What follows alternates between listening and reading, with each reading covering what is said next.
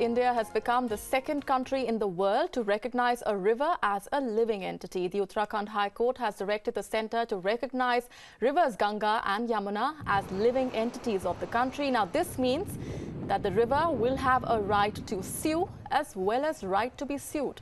The court also told the government to form a Ganga administration board for cleaning and maintaining the most important and sacred river of the country. This comes just few days after New Zealand became the world's first country to grant River Wanganui the legal status of a person.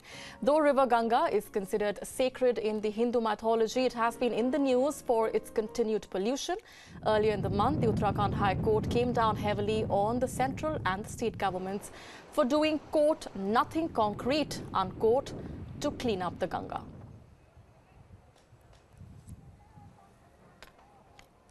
Director general Namami Gange authority जो है और chief secretary और advocate general उनको अधिकृत किया है कि गंगा के मामले में गंगा की तरफ से ओर से राइट टू सू और बी सूड ये दिया गया है. India is now the second country where the rivers have now been declared as living entities. What this essentially means is that the rivers now have the right to sue and also to be sued. The court has also told the government now to form a Ganga administration board for cleaning and maintaining the most important and sacred river of the country. This comes just days after New Zealand became the world's first country to grant a river there the legal status of a person.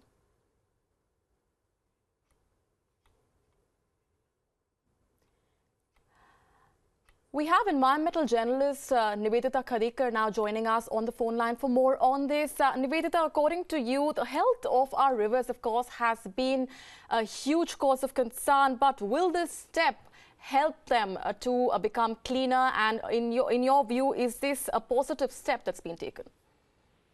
This is actually a good step because now the government would be bound to consider priority for the river. Environmentalists have always been asking for the river's share of water, the ecological flow that is needed for the river to be considered as a living entity. Now that the Uttarakhand High Court has legally given it as a status, as recognized it as a person, so the government's approach should hopefully change. So I believe this is a good step. I like how you say the government's approach should hopefully change because, Nivedita, let's face it, there is a lot on paper which talks about the kind of steps that should be taken to clean up our rivers. But when it comes to implementation of the same, there is a huge question mark and a lot that needs to be done. So in this respect as well, would you now hope and urge the government to take the health of our rivers extremely seriously? Yes, urge, of course. We have been writing, environmentalists have been demanding. See, Ganga River or even today's directive of the court also says it for the Yamuna. You know, Ganga and Yamuna, both rivers, should be recognized as living entities. That's what the High Court has said. And environmentalists have been saying it. Across hundreds and thousands of households in India, we have always revered Ganga or Yamuna as mythological figures and goddesses and Mata Gange and all that stuff. So, you know, there's always this factor with the public sentiment. But when it comes to implementation, both on part of the government and the public at large, there's very little action. Now that the river has a legal voice for itself, because in further cases, there might be possible actions against people who don't do this. Right now, there are provisions for, you know, asking and demanding, okay, this should be done, this should be done, this should be done. But if these things are not done, there's no voice for the river itself. Now, I am hoping, and let's be hopeful, that the approach changes and so things improve. Yes, we can certainly hope so. Stay with us, Nivedita. We also have environmental lawyer Ritvik Datta joining us on the broadcast. Thanks very much, Ritvik, for speaking with us. Do you agree with the point that Nivedita is making, that a legal voice being granted to the river now will perhaps be the first step towards ensuring that we see cleaner rivers in our country? Definitely, I think it's the words of the court are important. It's been, something that many of us have always fought, that look at a flowing river as a living entity, as an entity that needs to be preserved and protected, as a flowing entity and not something that can be, dammed, not something that can be stopped in terms of its flow, and not something that is viewed only as a resource to be used and utilized for humans for their own needs. And therefore, I think it's the first important step, but it's also very important as to whether, the executive and the overall governance system in India actually gears itself to viewing rivers as a living entity, a legal entity, an entity that needs to be preserved because of its essential flowing nature.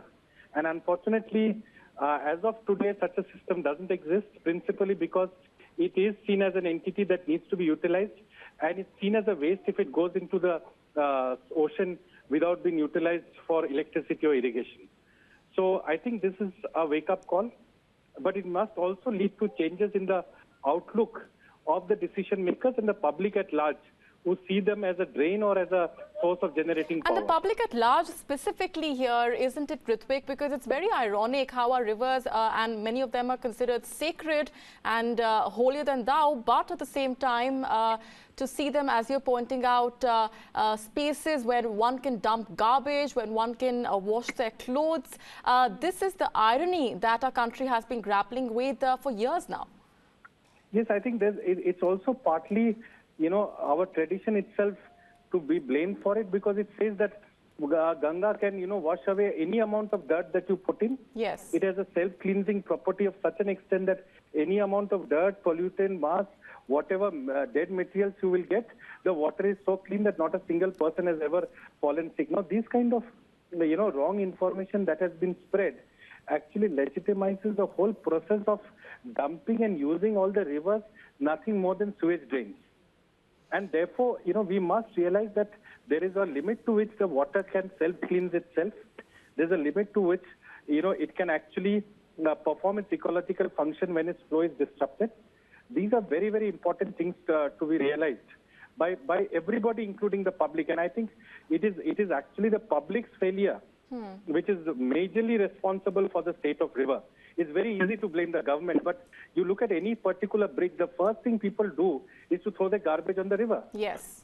And the sewage is going into the river, so that's where the problem comes in. So it needs public to see that something that is sacred throughout the year, and not doing one holy deed that they want to take in. Right, Nivedita, if I can, sure, Ritvik, stay with us, please. Nivedita, if I can come to you on this, the question here being that to what extent will the public now learn a lesson? To what extent will this be a wake-up call for our public at large? Because the fact is, and the unfortunate reality is, that the people need to realize that these are sacred rivers, and that does not mean that you can dump garbage into them. That only means that we have to realize that the health of our rivers is of paramount importance in our country. Unfortunately, it's true that the faith aspect of public at large does not translate into relevant action that can be both preventive and for the use for the conservation of the rivers as living entity. And rightly pointed out by Mr. Ritvik Datta, the river first needs to flow. The self-cleansing property will be applicable only when you allow the river to flow and not clog it with everything and anything. People at large would now be needed to made aware of this new legal status. There need to be in place punitive measures which are already existing, but then you need stricter implementation of that. And then media, of course, is there to spread more awareness. Because unless until you make people aware, there's hardly going to be any action. Right now, it's, so much of out of habit that they pollute the river, dump it with everything and anything. Awareness would be a key to changing the habits. All right, let's leave it there for the moment. Nivedita and Ritvik Datta, thank you very much for joining us in the broadcast. Appreciate your time there.